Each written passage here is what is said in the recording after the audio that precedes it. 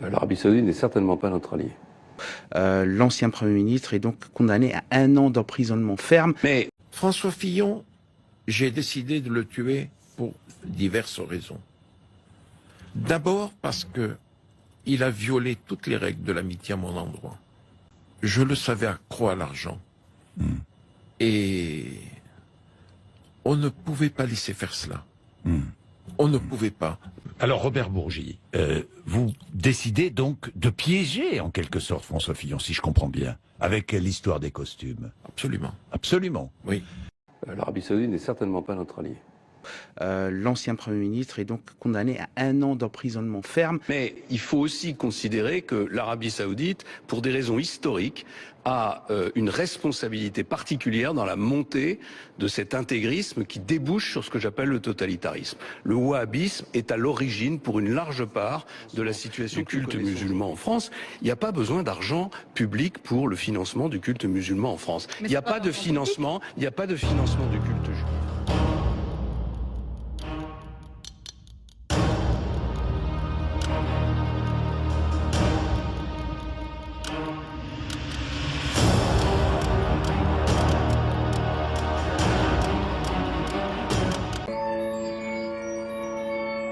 Il était critique contre la cour de conseillers qui sont autour de Mohammed bin Salman depuis 1 an. Et il était également très critique de la manière dont le prince héritier conduit la guerre qu'il a déclenchée au Yémen, qui est une catastrophe, qui est le Vietnam pour l'Arabie Saoudite. L'ancien Premier ministre est donc condamné à 1 an d'emprisonnement ferme. Il faut évidemment parler avec tout le monde. Voilà. Et il est assez étrange de voir qu'on parle plus avec l'Arabie Saoudite aujourd'hui qu'avec la Russie. Mais il faut aussi considérer que l'Arabie Saoudite, pour des raisons historiques, a une responsabilité particulière dans la montée de cet intégrisme qui débouche sur ce que j'appelle le totalitarisme. Le wahhabisme est à l'origine, pour une large part, de la situation que nous connaissons aujourd'hui. Donc on ne peut pas négliger ça. Vous évoquez une troisième guerre mondiale. Ça veut dire qu'il y a un financement du culte musulman en France. Il n'y a pas besoin d'argent public pour le financement du culte musulman en France. Il n'y a pas de financement, du culte juif. Il n'y a pas de financement du culte protestant. Il y a une redevance sur le cachot. François Fillon, donc, l'ancien Premier ministre est donc condamné à 1 an d'emprisonnement ferme. L'Arabie Saoudite n'est certainement pas notre allié. Voilà.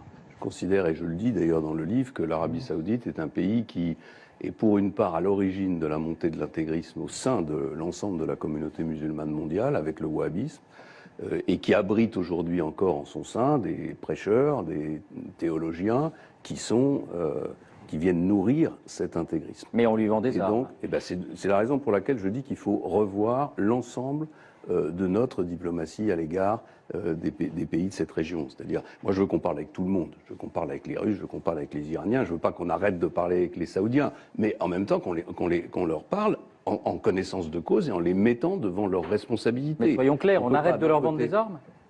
Ça dépend de leur attitude. Si les Saoudiens continuent à faire ce qu'ils font aujourd'hui, oui, il faut leur dire les choses avec une certaine brutalité. L'Arabie Saoudite n'est certainement pas notre allié. Royaume de Bahreïn, décembre 2014. Jamal Khashoggi répond à une interview pour la télévision.